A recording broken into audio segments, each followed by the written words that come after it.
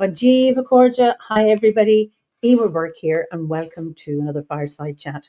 And this is Fireside Chat 168, where I'm in conversation with a member of the Order of Bards, Ovates, and Druids. So, as is customary, I will start with a prayer for peace. Gomara Siacon ar fud na crinne. Gomara Siacon in our Jaili agus in our Jirha. Gonari Lin len ar cuid garmacha. Gomij buichas jeev je chuvdaka, spirit chuvdaka. May peace prevail on earth. May peace prevail in our homes and in our countries. May our missions be accomplished. We thank you, guardian spirits and guardian deities. For peace. As the fever of day calms towards twilight, may all that is strained in us come to ease. We pray for all who suffered violence today. May an unexpected serenity surprise them. For those who risk their lives each day for peace, may their hearts glimpse providence at the heart of history. That those who make riches from violence and war might hear in their dreams the cries of the lost. That we might see through our fear of each other a new vision to heal our fatal attraction to aggression. That those who enjoy the privilege of peace might not forget their tormented brothers and sisters. That the wolf might lie down with the lamb, that our swords be beaten into ploughshares, and no hurt or harm be done anywhere along the Holy Mountain, with thanks to John O'Donoghue. So, you're all very, very welcome. Let's see where you're from. We've got somebody from Berlin. Imagine, Chile Slough. Thanks, Ricky, a nice background. I'm deep in the forest tonight.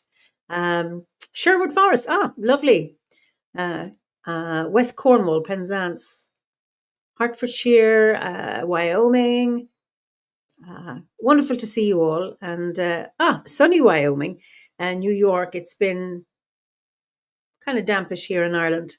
Our snowy cold spell has gone at the moment, so it's a little bit easier. Hi from Finland and the cold French Pyrenees and Gadigal, Sydney, Australia. Okay, and the Swiss Alps. Hi, Jens. And Wexford. So you're all very, very welcome. Well, today we go to Berlin, and I would like to introduce you to my guest. It's Inara Zonzala. I hope I've pronounced that properly. Yes, you did. Good evening. Thank you for having me. So you're so welcome. So just tell us about your background.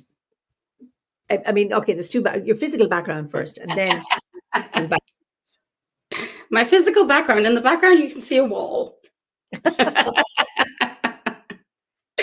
Hi, everyone. Good evening or good morning or wherever you are right now. My name is Inara, and I'm living just outside of Berlin in Germany. I live in Potsdam. I am German. I was born in Hamburg in the north of Germany, and I'm now living here. And Eimear and I met last summer at the Mount Thunder camp in southern Germany, actually. And I just told her that I'm a little bit jealous that she gets to be in Ireland and live in Ireland because I love Ireland. I went there on my honeymoon and I just really miss it. My husband too. We just fell in love with Ireland when we were there. I am a belly dancer. I'm a dance teacher.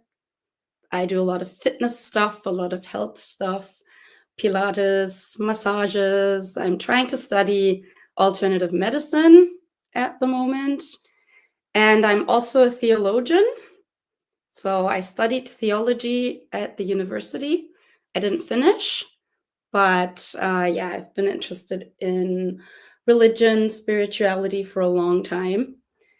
And so I've had kind of a windy path to Druidry, I guess. I didn't really grow up with religion. I'm actually pretty thankful to my parents for not forcing anything on me. So I wasn't baptized as a child. My parents are church members basically on paper. And we went to church like a couple of times, for Christmas or something.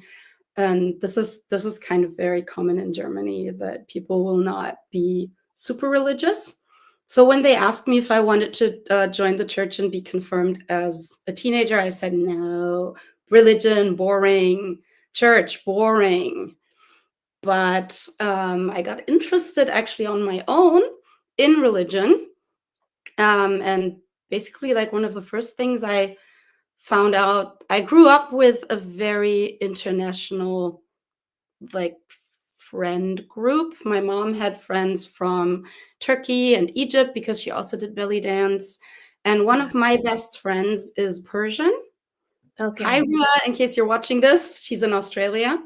I have two best friends, Jenny and Rua, who I've known for over 30 years now, which is a little bit crazy. And Rua is Persian and her family is Baha'i.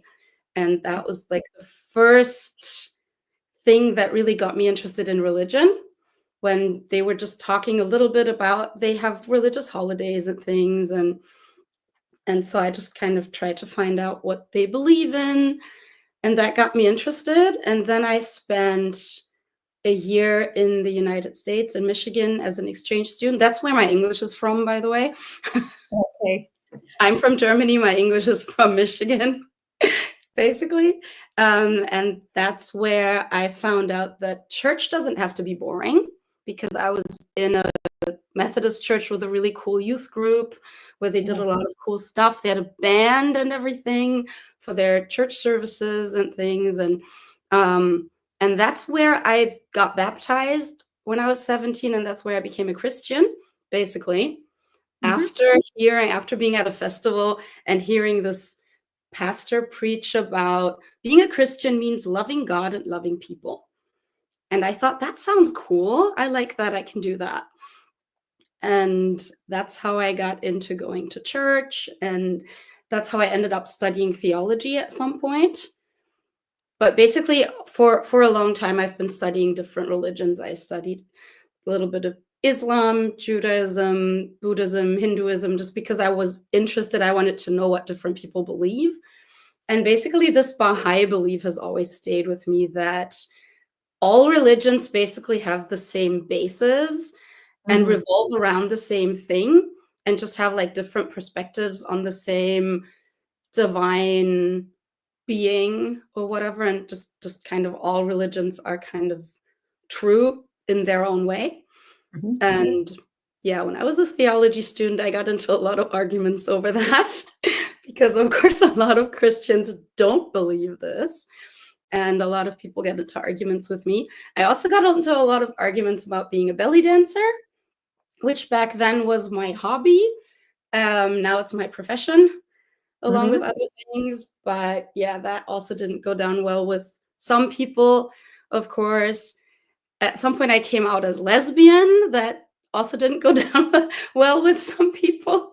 Although in Germany, churches are a lot more open to these things, I guess, than in other countries.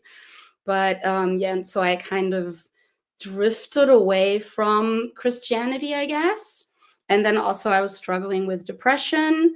I found out a couple of years ago I have ADHD, and that's why studying at the university and having a lot of books and having to write papers all the time wasn't really my thing, doing that all the time.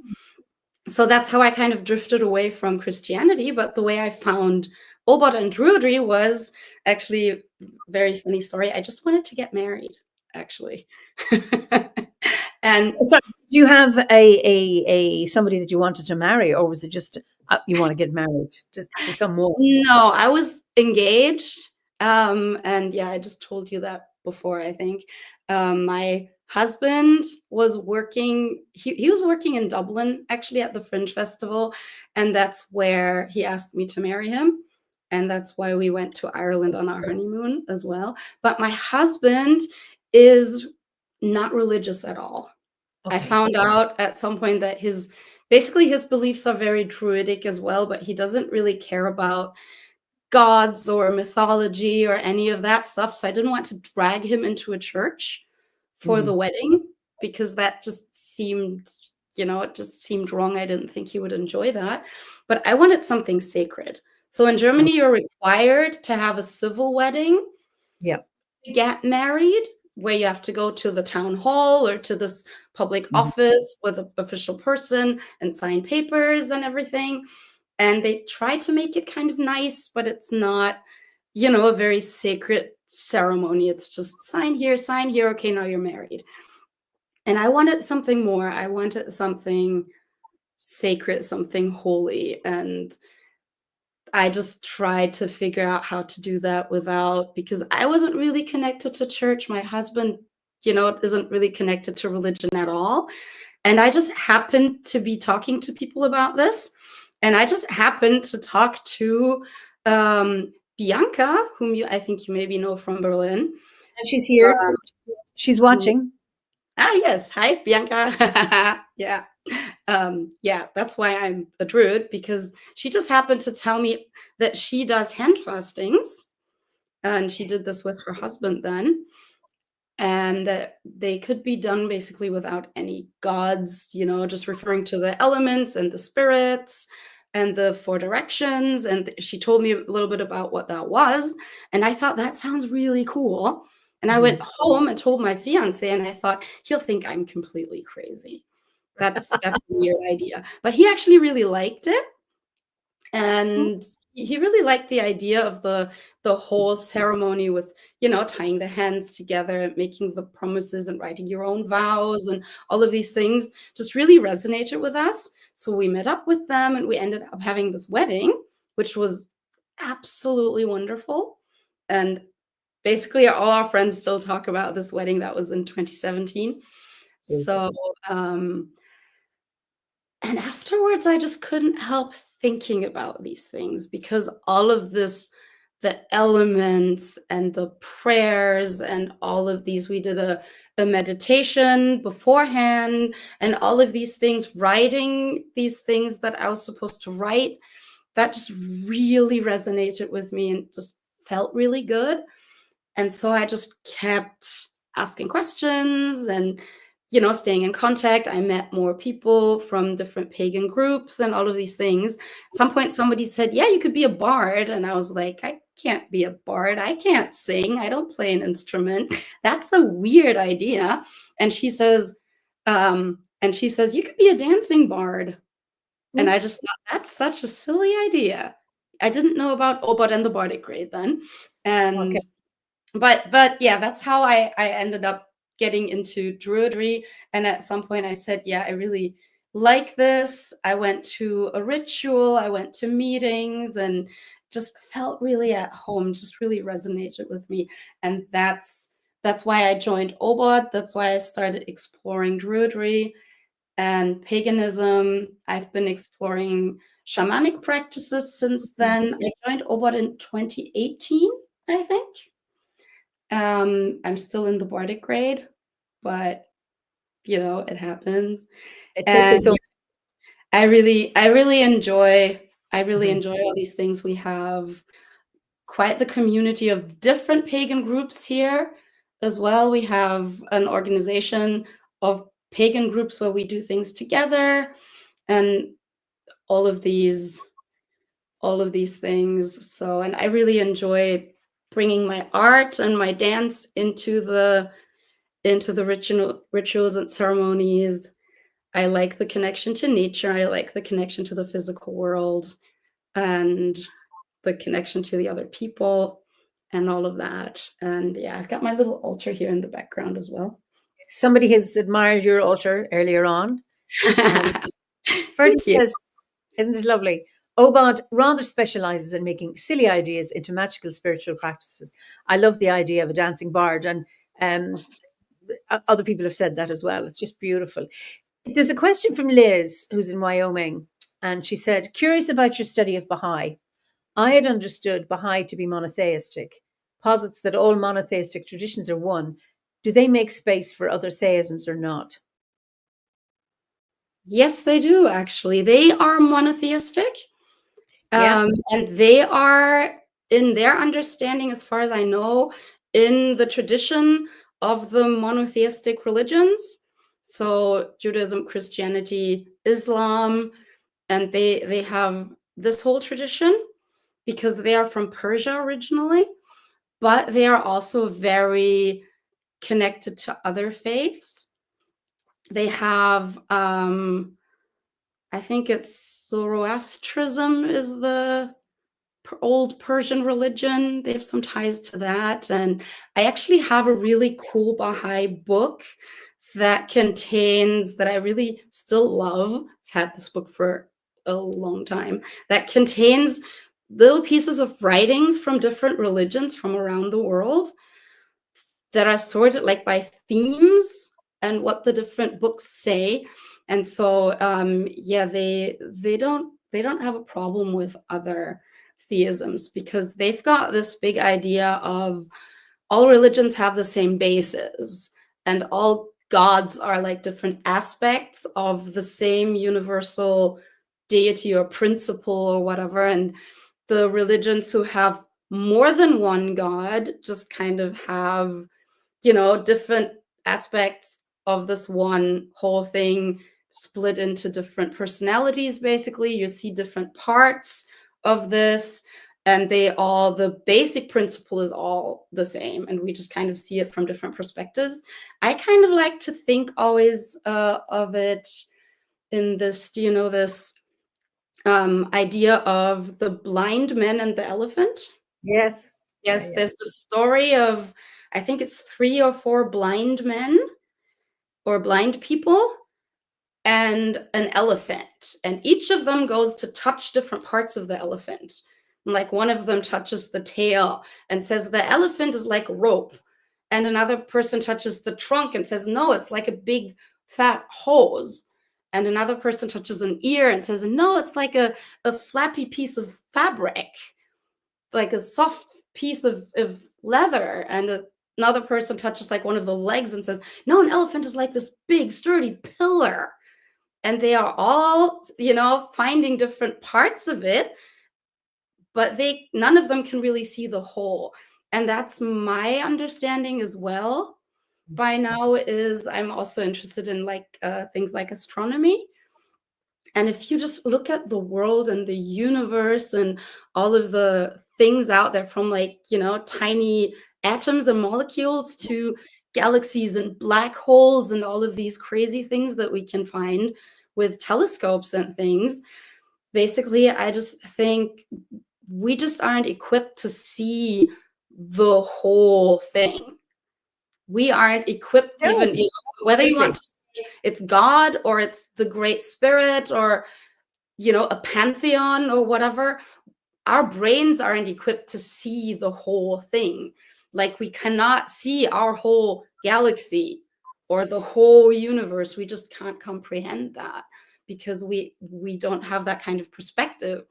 And so all religions kind of have these different approaches and kind of look at it from different sides and just kind of have little different parts, and we just all kind of focus on different parts of it as well. But it's kind of like trying to explain, I don't know, an airplane to a fruit fly.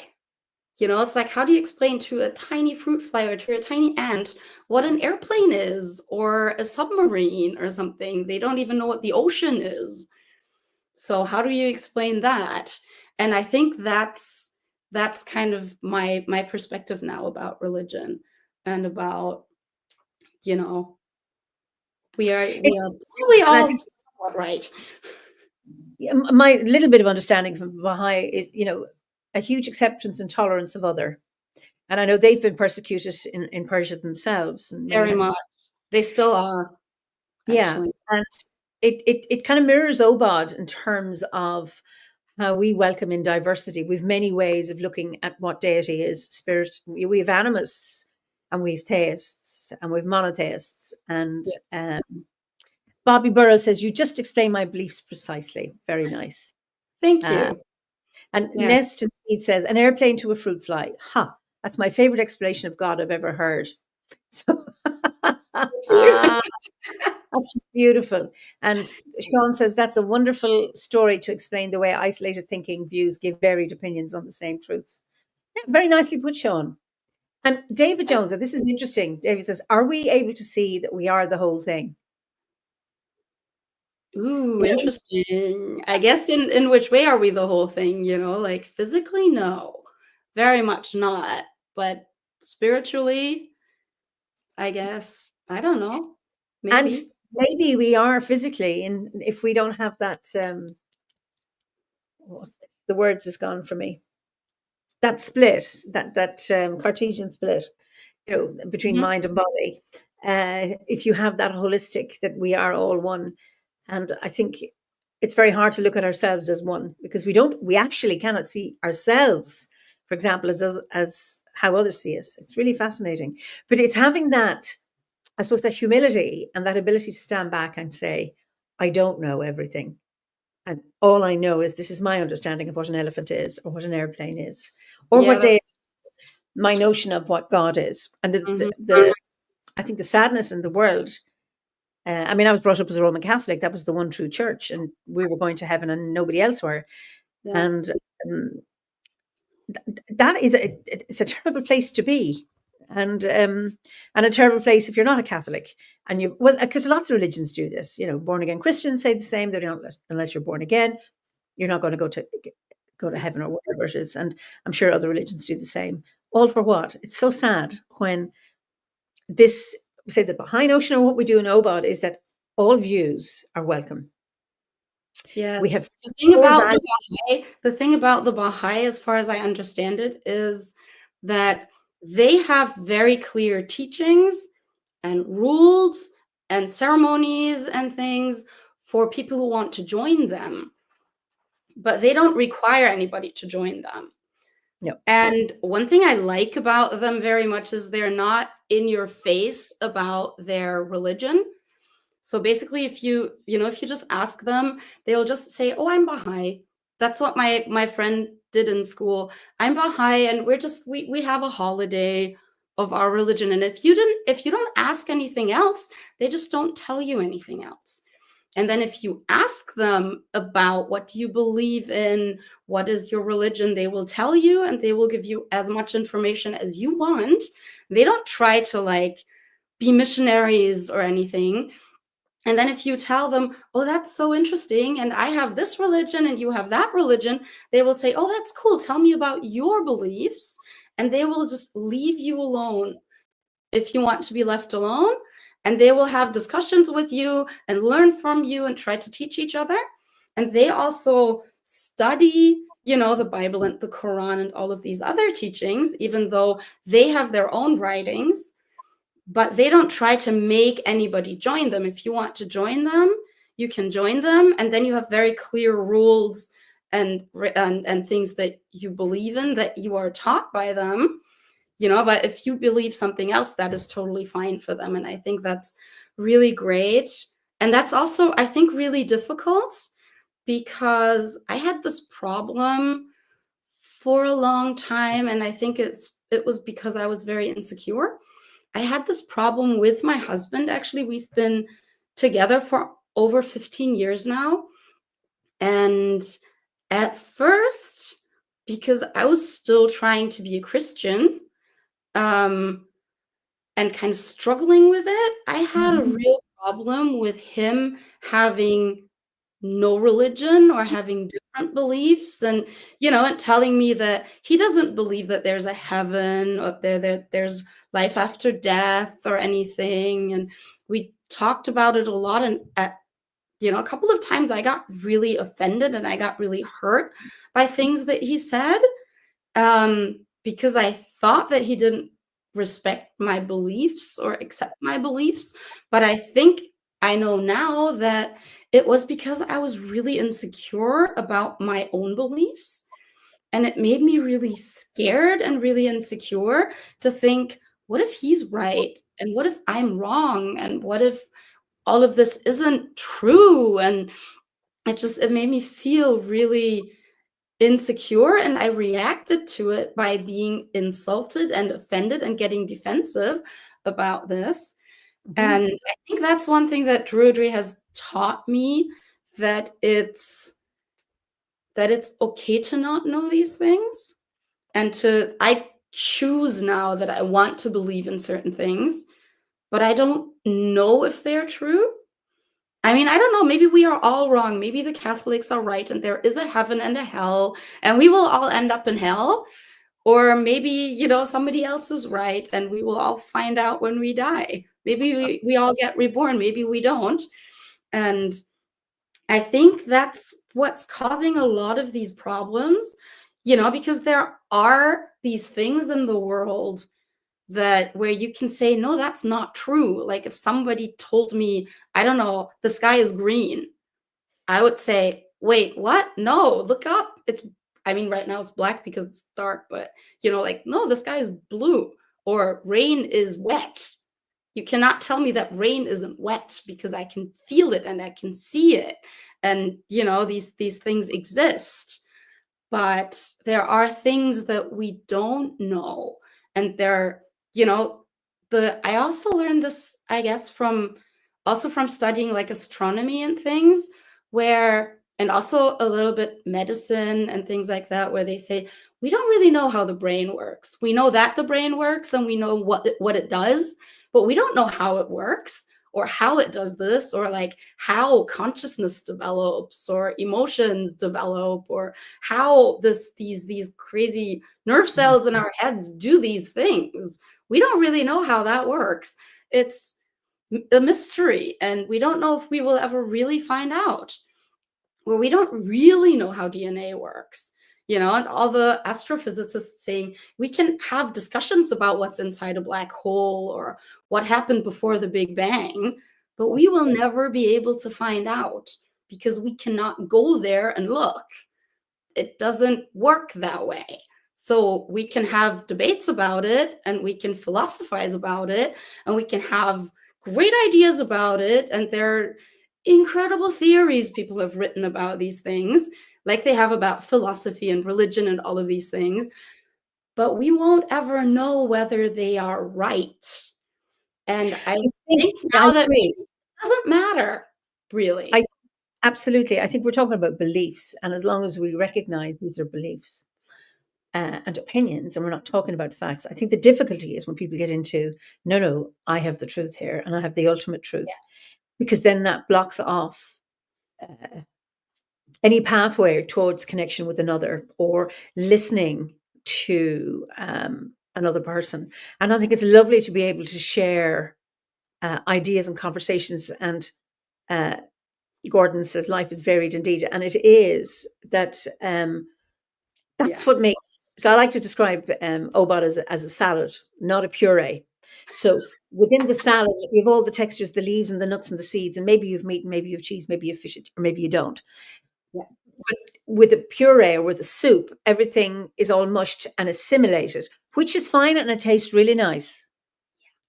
However, you don't know, you don't, you're not in, you don't have the integrity of each of the ingredients present, where with a salad you do. And I think that's what's lovely. So visually you could see, oh, this is a melting, well, you can't talk about a melting pot of salad, but you know what I mean, a mixed.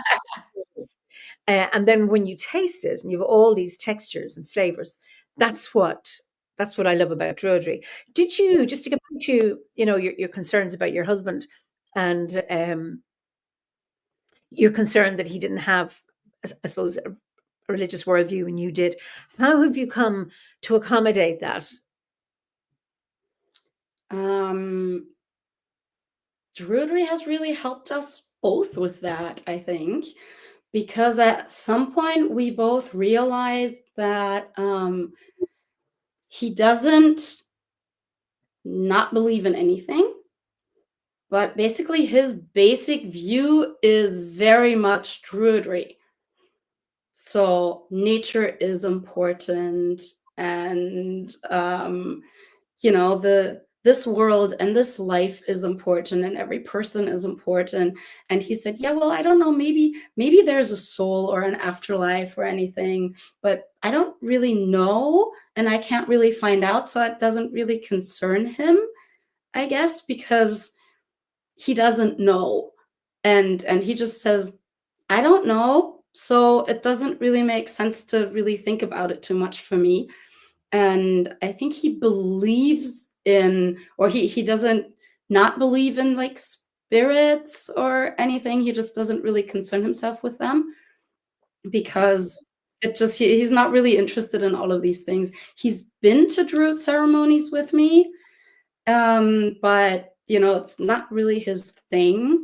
And I guess I've just learned to accept that, and to accept that still we are connected on a different level, and we have a level of communicating, and we have a very deep connection, just in a different aspect of our lives.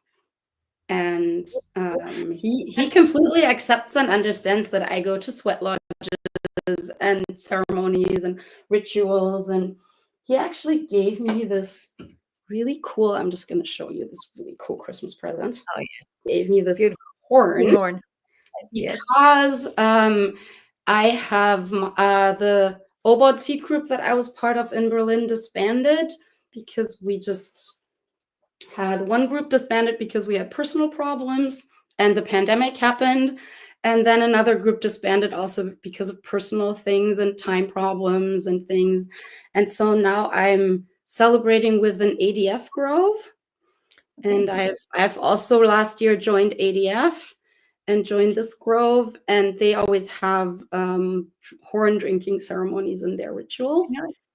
And because this particular grove leans a little bit more towards the Nordic gods as well. And so I just mentioned this before Christmas when we were just walking across the Christmas market. And I just said, oh, I really need to get a drinking horn because I've just always been using a cup. And so for Christmas, my husband got me this really cool drinking horn. He was listening. He was listening. He was listening. And yeah, exactly. And where it matters. It's lovely. Ricky, here's a question. If Druidry is a salad, can I count it as one of my 5 a day when I next speak to a dietitian? Absolutely. I would hope you would, Ricky, and recommend it. Now, David says, have you seen any interesting connections between your studies of astronomy and your study of Druidry and other religions? Oh, yeah, absolutely. I think generally the study and observation of nature is very connected to Druidry. Mm-hmm. Whether you study plants or animals or you plant things, and also, the sky is part of nature. And I always love looking at the moon, and I have a telescope, just a small one, but I really love looking at the moon and the planets and the moons of Jupiter and things like that, and different constellations.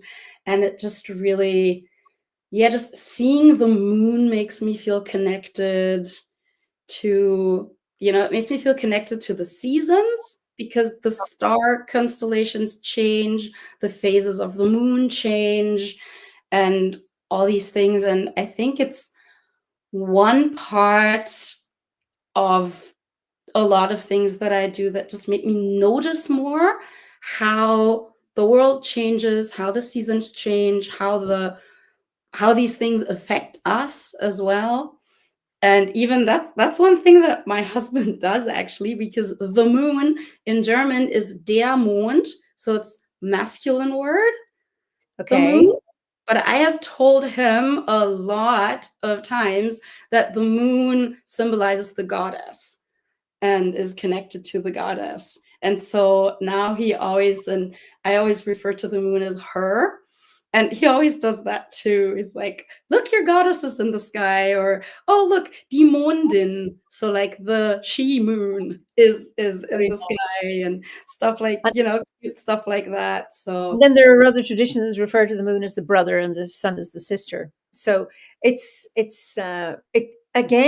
your understanding what makes sense for you, and all of these beliefs. So I get a lot of comfort from the beliefs I have. They make sense to me. Now, if I discover that I'm wrong, so what? I've been wrong about lots of things. I would hate to think there was a hell, well, because, by many criteria, I'd be burning in it. But I don't believe in that. But At least it wouldn't be cold. no, but it makes sense to me what I believe. But it only makes sense to me. And it's about recognizing that each one of us has our Mhm. own little tweak. Yeah. What I believe is not the same as yours. And I just, find all of this around, like nobody has a monopoly on truth. And Philippa says, science changes constantly. What was true yesterday may be a different truth tomorrow. And there are paradigm shifts, and there have been since science was recognized as a discipline. So you've gone from pre-Newtonian rules, and then you had Newtonian physics, and then you have Einstein, and then you've quantum, and you've all of these. Each of them doesn't negate what preceded it. You still need Newtonian physics to build a bridge. You're not going to build a bridge on quantum theory and intuition. So each of them are valid, but when there's that change, at that interface between that transition from one paradigm to another, there's a lot of tension and a lot of Oh yeah. Argument. I remember being at a conference. It was hosted by co-hosted by the Scientific and Medical Network, and it was around healing intention. And there was a professor of complementary medicine. He was giving a lecture, and he was explaining. He put up on a slide the reaction to Harvey when he proposed his theory of the blood circulatory system in the human body, and the comments. He was laughed out of it because at that point it was believed the Aristotelian view, which was the heart is sorry, what it is, not that the heart was a pump, because that's what it is, but that the blood heated up in the body and it rose to the brain, which because hot air rises, hot things rise, and it was cooled in the brain, and then it began to flow down everywhere else, or it was heated up in the brain. I can't remember, and then the cold stuff came back. I can't remember, but anyway, this was a big joke. So these were the leading lights of the day, the thinking brains of the day couldn't get their heads around what Harvey was asserting, and yet that now is accepted in these times. So we have to accept it's being open and being curious. Also, I think there's something around living with uncertainty. I am a psychologist, and a value I hold is having that non-expert position. I don't know, but I'm going to help you discover for yourself what you would like to discover, where you need to go from here. But I don't know. I don't have any answers. And I remember, during COVID and talking about how Druidry equipped us to live with uncertainty, because we don't have certainty. And I say to people, if you want answers, don't come to OBOD. And if you want certainty, if you want dogma, if you want the one true path, and you want to be told what to do and how to lead a good life, you're on the wrong bus. So that's what I love about the order, is that freedom to make up your own mind. Take responsibility for your actions. Take responsibility for your values. Looking at your actions through an ethical lens. I think that's really, really important. Yeah, and also I learned a lot about myself through the Bardic path and through Druidry. I learned to understand myself better and to be connected more with myself through being connected with nature and with the world and all of these things. And I really like that too, because I think that's one thing that our modern world is lacking a lot, that we don't feel connected to nature. Everything has to be the same all the time. Not just everybody has to be the same and we have to function in a certain way, but also we have to function the same way all the time, whether it's hot summer or cold winter, whether it's, bright summer or really dark winter. We always have to function the same way and be there at the same time and do everything. And we just have to, we kind of used to having this straight path through our lives. And I think that's another thing that I really appreciate about Druidry and about Obot, not just the openness of you can do the things the way that feel good to you, but also I love the concept of the circle and Yeah. of, the circle and the spiral. And that was one of the first things that really resonated with me, because I always felt like such failure in my life because I didn't have this straight path that I went on. My path was like all over the place, and I failed and I went back and I tried again and I tried something else, and I just kind of felt like a loser and like a failure. And then I discovered that, that's the good thing about a circle. If you're moving in a circle, you just end up in the same place again, and you can just try again and do things the same way again. And I think that, people don't talk about these things enough, that failing and trying and not succeeding and changing your mind are part of Mhm. life just as much as succeeding is part of life. And that, a lot of even famous people, rich people have had failures in their lives and have had places and times in their lives when they were down and when they were depressed or having problems. We don't see that. We just see, oh, they're at the top and they're superstars or whatever, but they were rejected by somebody. They were told, that they weren't good enough or something. They just don't talk about this. And so we always think, oh, I'm not good enough because I didn't make this, I didn't do this, I failed at this didn't work out for me. But that's how life works, and that's how we progress through life, through our careers, through all sorts of things, teaching children, growing up. Doing dance is a whole series of you try and you fail and you try again and again and again, and at some point you get it and it works and you figure it out. Like trying to learn to ski, you fall down and you stand up and you fall down and you stand up, and at some point you manage to go down the hill, but at first you just spend a lot of time in the snow. And I think that's how a lot of things in life works. That's how we learn new things. That's how we learn languages or musical instruments or knowledge. You try to learn, you forget, you try Yeah. again a different way, or you ask again the same question because you forgot the answer or because you didn't understand. And I really, that's why I really like this idea of a circle or a spiral, maybe, that you can just try again, and it's just a different image of life. And it's not about, and also the circle doesn't have this end point.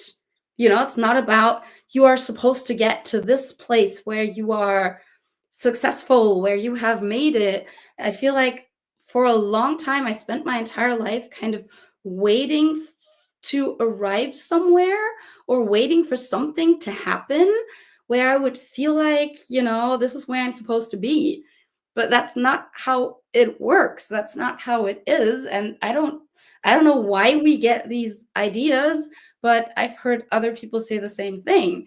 But if you imagine life as, the year is a circle as well. So you just Yeah. always end up in the same path. And I used to hate winter Okay. so much. I used to hate the dark and the cold. I always used to get depressed. I used to Mhm. hate Christmas, and I always thought I hate Christmas. No, I don't hate Christmas. I love Christmas. I love the lights and the warmth and the family time, and I love giving presents to people. But I need, in winter when it gets dark and cold, I need to have downtime. I want to relax. I want to slow down. But in, at least here where I live, we have these Christmas parties and Christmas markets, and there's all this bustle and all this stress and there's music everywhere and so many people, and that's I don't want that all the time. That is too much. I want to slow down. And and just be cozy and quiet and have quiet time. And I always thought I hate winter. No, I don't. I was just not giving myself the chance to That's right. do winter the way that my body needs to, you know? Exactly. So, and also this knowledge, I used to get really sad when summer was over. And now when summer is over, I get sad for a little while. Yeah. Oh man, it's going to get dark again. But then my brain says, yeah, but the leaves are going to turn beautiful. Autumn is going to be gorgeous. It's going to be winter. Maybe there's going to be snow. You get to wear all your scarves and sweaters, and because I knit, and so I get to wear all my cool scarves and hats and winter boots that I love. And then it's going to be spring again, and then it's going to be summer again. So hey, don't worry about it. Why are Yeah. you sad? It's not over. It's just changing. It's just taking a break from summer. And so I can appreciate the seasons more because I'm aware of this. It's going to come back. It's going to happen again. It's going to get warm again. And when it gets super hot in this, I live on the top floor. I have this slanted roof right here. So it gets really hot in our apartment in the summer. So when it gets really hot and uncomfortable, I always know, yeah, it's going to be for like 3 months and then it's going to get normal again. So I can live with it. It's okay, and that's really helpful. And for some reason, I think we don't have this awareness anymore in our world because we are so disconnected from everything somehow. Well, you've a lot of like-minded people, and here people are talking about wintering, slowing down. That break, following the wheel of the year. Being in a circle. There's no head. We're equal in a circle. And Ferdiad, who's a teacher, a lot of modern education is actually about building resilience and learning atmospheres that reduce fear of failure, or have been within my last 15 years of professional practice. Thank goodness there are people like you, Ferdiad, who are teaching, because that would not have been, I mean, in the good old days in the last century. That's not how I was brought up.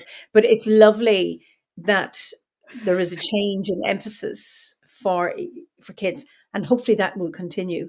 Um, Gordon says, yep, burnout is not required yet inevitable. Kayak time of rest is needed. Rest matters. Absolutely. And I hurt my back over the winter, and I was very frustrated. And all I could do is sit, and I'm doing nothing because I like to be productive. And I thought, why am I? And I thought, okay, Eimear, because if you weren't in pain, you'd be doing things and you'd be resting. So I know that the university, or not the university, the university will conspire to get me to rest, and it is hard in this modern world. But just lovely to be able to slow down. Karen says that razzmatazz before Christmas can be exhausting. There's something about the first few weeks in January where it's okay to slow down, calm down, and take stock. Absolutely. Yeah. So we've come to the end of this bit, but I would like to show. We have a video of one of your belly dances, and we'll show the other one when we go over onto the hearth. But I think those who are not going over to the hearth would like to see you perform. The Dancing Bard. Which would you like to do? The Orient one or the 1001 Nights? Ooh, that's a good question. There's amazing how the difference. I guess maybe we can just tell people that they can see other videos if they want to. I've already uploaded one. I will upload more videos to my YouTube channel. What's your YouTube channel called? My YouTube name is Inara Dance. Inara Dance. All one word, is it? I think so. I'm not sure. I'm sure. If you search for Inara Dance or Inara Belly Dance, you will find me. I'm doing Inara Dance. Okay. So which one? Okay, I'm going to go with maybe the shorter one. Is that's the Orient one? Okay, it's going. I'm choosing. So I hope you enjoy this.